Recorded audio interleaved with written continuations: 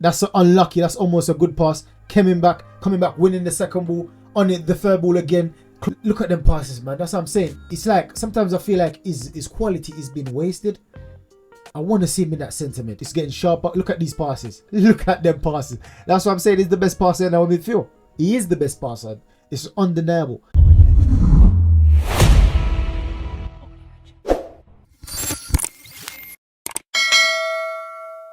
So once again, we continue our fine run in form in terms of pre-season matches. We beat Lyon 2-0, and that was a match where I noticed a few things. That was a match that I was a bit excited, and that was a match in where I was a bit sad and a bit disappointed in a few areas.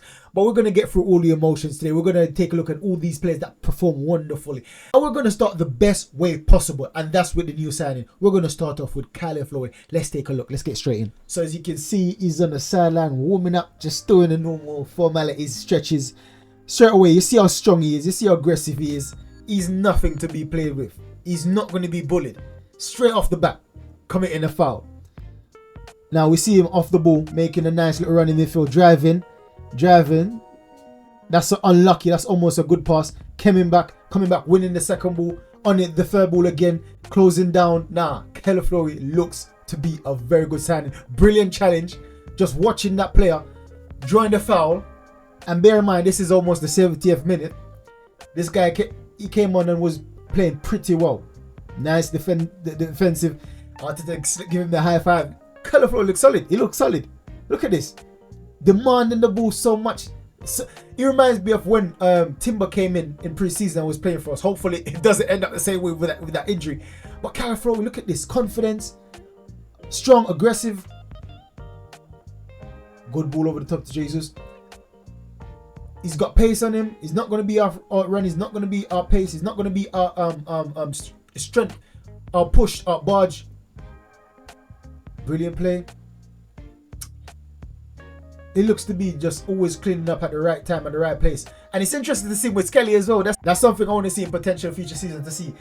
Because you see Skelly, I don't want to get started. Let's get into the next one, because Caliaflori looks to be a magnificent signing. This was his debut for the Arsenal, and what a brilliant, assured performance it was. He's only going to get better. And so far, he comes in the first team. He comes in the first team on that left-hand side. Now, don't get me wrong, Zinni has been spectacular, but we haven't seen Zinni defending much, if I could say that, because in the pre-season, most of the matches that Zinni's played in, we've been dominating. So he's not been defending as much. But in the Premier League, he's going to be on the cosh. And so far, Caliaflori, I've seen... I haven't seen a lot of him, but what I've seen so far, he's strong defensively, he's strong attacking, he's strong in midfield, he's just confident. He's very confident. And I love that. Hopefully, he'll have a strong season. No injury. He's going to be having a good season. Let's get to the next one. Did somebody say Zinchenko? Now we're taking a look at Zinni. So Zinni picked up a few nice little areas on the pitch. And by the way, this is what I'm saying. I've seen lots of ball on that left-hand side. Look at this. Saka's on the pitch, and most of the times I'm seeing lots of left-handed plays most of the times comparing to last season. But Zinni doing what Zinni does,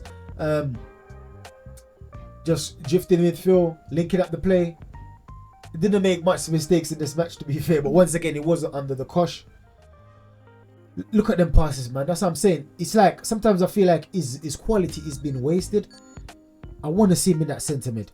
But getting Moreno, I don't see Arteta playing him in centre mid after having so much midfield. Jorginho, Partey, Declan Rice, and getting Moreno. These are the times when he should be trying Zinchenko there. Brilliant cross. That's, yes, another one. Zinchenko has been doing them first time crosses. It reminds me of Kevin De Bruyne. When was it? Was it 2 seasons ago? Kevin De Bruyne was whipping the first time whips in the ball in the boxes, and it was getting his player onto it. And that was producing a lot of goal for City at that time. So I see Arteta's trying to get an edge, trying to pick up smaller margins in different parts of the pitch, and then overall it's going to be adding up into a very good, effective gameplay or a game plan going into the season. I can see that already. But Zinni playing in centre mid. This is the defensive qualities, which is not a big deal once again because there was not much pressure. But most of the time you're going to see him in the attacking third, and that's another ball there. It looks like he's been practicing that first time pass, and that whip curler to the far post, because he's been doing it a lot in this match, and it has to be an instruction. There's no way. You see Saka getting onto it a few times. Saka's gone over Saka's head, but sometimes Saka got to the end of it. Now, how much would that possibly be? That conversion rate be possibly be in the Premier League season? Even if Zinchenko's cross 5 out of 10 times, even if it goes on to lead to a goal, that's still more than what we had last season in terms of producing type of goals like that. So that's what I'm saying. If Arteta can make up in these smart margins all over the pitch, then overall we will win this league comfortably ahead of City. I believe so, because last season we've improved in so many different areas, and I've seen a lot of areas that we could also improve on this season. If we do, I believe that it's going to be straightforward for title for Arsenal this season. Call me cocky, but that's what I see. That's exactly what I see. Now here we go. Tommy P. I think Tommy P is coming back to full to fine form. He's coming back to full fitness right now. The passes, the way he plays, he's getting there. He's getting there. It's not like the first few matches in pre-season where he looks rough. He looks misplacing passes all the time. He's improving game by game. He's getting sharp. He's getting sharper. Look at these passes. Look at them passes. That's what I'm saying. He's the best passer in our midfield. He is the best passer. It's undeniable. His passes are immaculate, and the way he tricks the opponents, whether it's a drop of shoulder and turning, looking to go one way and then out. It just, the way he plays, it's just, I love it. I love it, man. Look at them passes right on the leg of Saka. I love the way Partey plays. This season is going to be a big season for Partey if he can stay fit.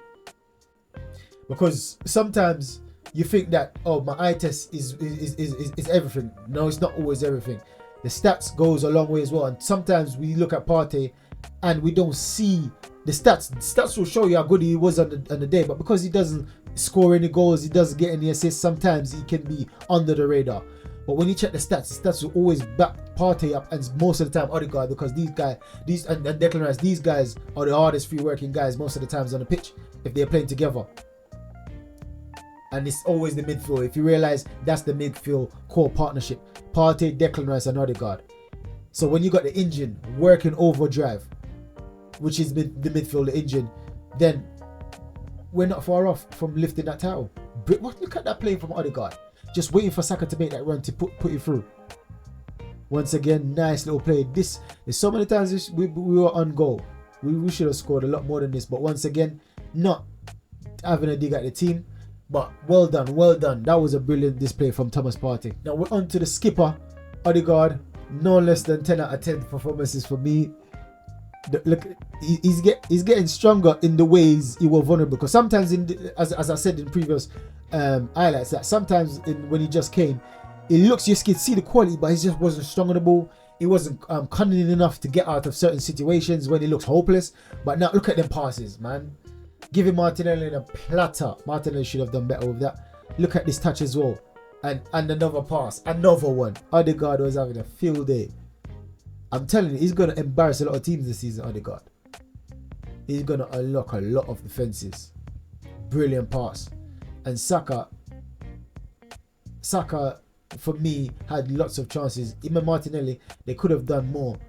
But considering Saka, I think Saka still playing better than Martinelli. Martinelli needs to start doing more in front of goal in those situations where he was open and get chances and he scuffed it and things like that.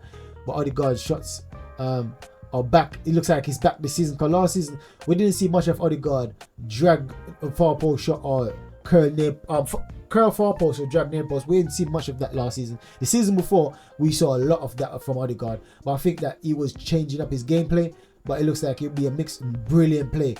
That's the one I was talking about earlier. Brilliant play from Odegaard, just twisting his feet here and there, creating space for his teammate. And it actually worked. Nice drifting in midfield. You see him coming back in the defensive side and then drifting back in midfield. Lose that defender. Lose his marker there. He plays so intelligent. Like everything he does looks like it's calculated these days. Before he didn't used to look like that, but now everything just looks extra calculated from Odegaard because it's all coming off. And when it comes off, people can actually see what you were trying to do and not just. Do you know what I mean? So I believe that Odegaard has won a lot of, because I've heard people saying that he's not as good as Arsenal fans make him out to be, but this season that this was 2 seasons ago, like it was a fluke that season that he had a good season. But last season I had everyone giving him his rightful credit, and I believe that this season it's going to be even bigger. The noise around Odegaard is going to be even bigger because the team's going to be better and he's going to be better, so it's going to propel him. People are going to be looking at Odegaard a lot different this season. I believe that this season is going to be one of the best midfielders in the world. I can see it already. You're going to hear, and it's not going to be from Arsenal fans. It's going to be from pundits. It's going to be from opponents fans. So let's go into the next one. And you know it's Declan Rice, Big Dex. Yes, Deca, our number 6. So Declan Rice, first of all, as I said, that this match he played well. Notably, he got 2 assists from them 2 corners. He looks like he's been practicing corners. It looks like he's been practicing the crossing. That was poor. However, it looks like he's been practicing and he need to be practicing to be competing with Merino. Because Merino is good at balls like that and he's left-footed. So that Declan Rice is at a disadvantage if he wants to play left and 8. I don't think he's going to be playing there much because if we get Merino and we've got Kai Havertz, I don't think he's going to get much play there. But you see, that's one of his assists to Saliba. It was a nicely floated corner kick as well. It was nothing difficult. Yeah, if anything, it was too easy. And he got a good goal there. Nice little 1-2 play on the edge of the box. Nice little play. That's unlucky. That's unlucky. They crowded up Kai Havertz, but that's brilliant vision from Declan Rice, giving that through ball there. That's unlucky again. Another brilliant corner kick from Declan. Driving, looking for the pass. That's the best option there. Martinelli looks squandered it. That's another good cross. Like this, the keeper doesn't know what he's doing. That's his weakness. It looks like. That's a top quality, but the keeper should be getting there or reading that better to get to that far post to clear it. Nice little 1-2 with his midfield partnership. Looking for the switch. Did he get it? Bang on. Brilliant ball. Too strong. Get out of the way, mate. Get out of the way. Looking for the pass. Not rushing anything. Just going back. Nice closing down. The player tried to turn out. Declan Rice just locked him down. Brilliant play from Thomas Partey. Looks like it was going to be intercepted. He just used the other foot just to kick the ball out of the way. Brilliant pass. Looking for the overlap. Give it. Good ball. Cross it. Oh, unlucky. Brilliant play. Declan on the volley. Oh, Thomas Partey. That's poor. That should be the goal. But once again, brilliant match. Right. So we're on to Saka, and as I said, that Saka is going to have a good season. I can see already. He comes fit. He comes a lot fitter than last season to me already. He looks a lot sharper. Look at them getting them. You can see that he's going to be a menace this season, and it's not just one way with the ball at his feet. He's prepared to going for headers. He's prepared to jump over defenders. He's prepared. He's going to looks like he's going to be trying to get on the scoring tally a lot more, with a lot more variety of goals. I can see it already. Look at this back post. This is something that's been worked on. Look at that. Zinchenko keep whipping the ball in first time at the far post with Saka getting a head on or a foot and or just barely going over his head. Same thing with Declan Rice gone down the ball and done the same thing, barely missing Saka. So we can see that that's a strategy. Look at this one, chip far post, header on, unlucky again. These are all strategies from the training ground, and it's been coming off very good as you can see so far. Once again, Saka on the ball, looking for space, looking to beat his man. Too easy. Nice little ball in midfield. Once again, the 1-2 didn't work. Saka should have been on the inside there. Brilliant pass from Deckers. What a crossfield pass. So Saka is left one-on-one with the defender. He should have been ripping him up. There's no way Saka should have had that defender or another defender join in. Brilliant play. Unlucky. Good defending. Nice touch, nice play. Looking for the run. That's a poor delivery, Saka. Very poor. Zini with the perfect deliveries, you know. That's what I'm saying. So see Zini whipping it again. Saka going low header. That's unlucky. But I love the fact that Saka is willing to burst his guts out to get to the end of things. And he knows what it feels like, because sometimes like then you see burst to get down the line just to try to cross and no one's there to header in. So he knows what it feels like. So he's going to try and be there for someone else when they try to whip it in. That's a foul, ref. Brilliant closing down. Give it a bit too much on that, sucks. And then the last match of the day, we got Gabriel Martinelli. As I said, that I've expected, based off Martinelli's last match, man, I was expecting more. I don't know if I was unrealistic with my expectation of Martinelli, but I wouldn't say I'm unrealistic because Martinelli is a top quality. He just needs to start being more consistent, start believing in himself more, and he will achieve greatness. I do believe that. So Martinelli in this match could have done a much better in certain instances, but I could see that he's still there. He was getting there. You can see that he's sharp. He's agile, playing very agile, playing very aggressive, playing assured, not second guessing himself. However, there's just something missing there right now. And last match I didn't see anything missing last match when he played. But this match I could see that something was missing. But it's not something that I'm going to dwell on because I know these things happen sometimes. Smallest of details can sometimes put someone off entirely. So not really going to focus on that. But brilliant display so far by Gabriel Martinelli. As I said, he done a lot of things which I didn't like. He over dribbled sometimes. He didn't pass at the right times. Shot selection is a bit poor sometimes. So he's got a lot of room to improve, especially based on what I've been seeing so far throughout this pre-season. He's got a lot to improve on, but know that Martinelli can do that. Know that he's done it before and he can do it again. That's the type of player he is. So drifting in midfield, see Odegaard looking for a Martinelli. That's the brilliant ball there. Odegaard done about 3-4 passes like that this match, and they all came off. The accuracy. Oh, look at that one. Look at that one from King Kai. And this one should have been a goal. This should have been a goal. But I saw what he tried to do. He tried to cut across the defender. So if the defender accidentally or intentionally take him down, that's a red card. So he tried to cut across the defender so the defender couldn't get to the ball. He tried to put his body between the ball and the defender, and he didn't work out. And that account, the defender was just too strong for him. Now this is the one that he headed across the box, hoping for Kai Havertz to get a header on, but it was slightly too much and he went over. Yes, he's a speed merchant, and if we can isolate this season, I believe, because we've got lots of technical players in the team, and we're just only going to be brilliant shot by Odegaard. We're just going to be attracting players to individual players when they turn the flare on. So that's another good performance by Martinelli. Could have done better, but for now, I'm satisfied with that performance. But it has to improve going into the season. Otherwise, Trossard is going to be taking his game. Otherwise, we could potentially be signing another winger that could even come above him in the pecking order. You never know. So look at David, look at Ramsdale right now. For me, Carl, I will put over Ramsdale right now. I'm being honest. Now, some fans might say you're being reactionary. It's just a few matches Carl play, but you can see the quality in the guy compared to Ramsdale.